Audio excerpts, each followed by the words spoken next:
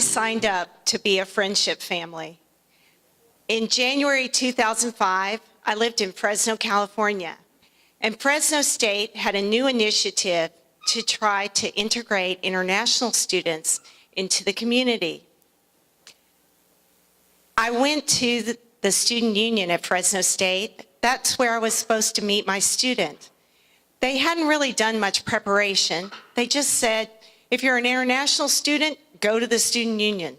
If you're a family that wants an international student, go to the student union.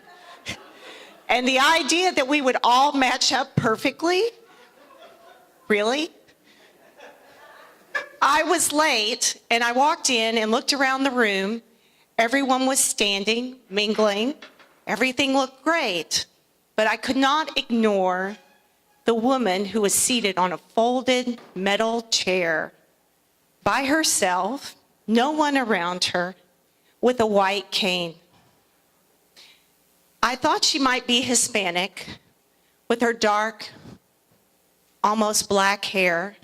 She seemed to have the features, and I knew Spanish. So I went up to her and spoke in Spanish, asking her if she already had a family, and she shook her head. And I said, "Can I be your family?" And she had a beaming smile. Since she didn't stand up, I squatted down, and I came to learn more about Marta. Marta was from Mexico. She's 35. She had never lived without her parents. And as she was talking, her eyes were fixed, but they weren't fixed on me because she had two prosthetic eyes. She was completely blind. She could understand English, but she didn't speak it very well. And she told me about her dog, Amigo, who had just died before she came. That was her seeing eye dog. But what really defied me was that she was a Fulbright scholar. And if you don't know what that means, the Fulbright program is a US-based program that attracts students from all over the world to pursue further education and gives them a full ride. But only the cream of the crop are accepted, and most college campuses have very few. This was our only Fulbright scholar this year, Marta. And so they gave me a form at the entrance, and as I was squatted next to her, I went over the form with her. I said, we're supposed to find a common interest and set up a schedule of when we'd like to get together. What's your favorite things? What do you like to do? And to my dismay, she said, I love museums and I love to watch films. She went on to tell me about her favorite films, which film directors had rich description. And of course, there were ones that she said don't have much dialogue at all, and those are just too difficult. But if you don't mind helping me with the narration, and you can sit next to me, I can understand it. And it was just amazing how she recalled vivid scenes from different films. So this was the start of my new friendship. A week later, we got together again, and I checked in to see how things were going. She had come to get a master's in counseling and rehabilitation. And she said, I'm just so frustrated. I never get to class on time. Class starts at 9 a.m., and I rarely get there before 9:30. If they just had a chirp in the stoplight, I could cross on my own. But because they don't, I call Handy Ride, and they're never on time. I'm lucky if I get to class by 9:30, and it's so humiliating to walk in. I can feel the eyes looking at me.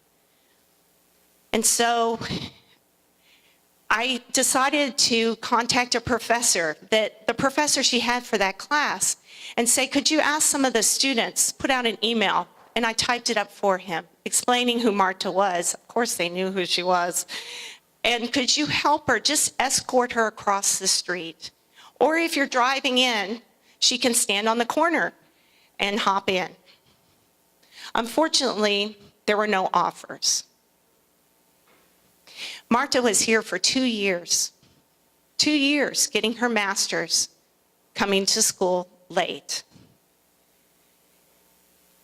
It was hard enough getting the text converted to audio so that she could listen and be prepared for class, and much more work listening to multiple texts and trying to construct an essay and formatting a bibliography. She had so many challenges. When I went to her apartment, she told me how she memorized how many steps it were to reach her apartment, when she needed to turn, how many doors down, where the bathroom was, sorting out her clothes so that she would actually look okay, and learning the knobs in the apartment for the stove, the oven, the microwave, the washing machine. She rarely saw her roommate, who was only 19 years old, remembering that Marta is 35. Maybe they didn't have much in common, who knows? But at the end of the semester, the lease renewal was slipped under the door. Marta never saw it. But one day when she walked in the apartment complex, the manager intersected with her and said, "Marta, where are you going to live? What are you talking about?" I said, "Well, you didn't renew your lease." "Well, I never saw the lease, but your apartment mate chose someone else to occupy your room. So you need to find a new place to live." She called me, and we did. We found another place. There were many more hurdles. Those are just a couple. But graduation day came, and she asked me if I would escort her across the stage. It was probably one of the greatest honors I've ever had, to have my arm interlocked with such a courageous, charming, talented woman. Her parents were there in the audience. They had beaming smiles and running tears. Afterwards, we went out to eat in Marie Callender's. I'll never forget recounting the stories.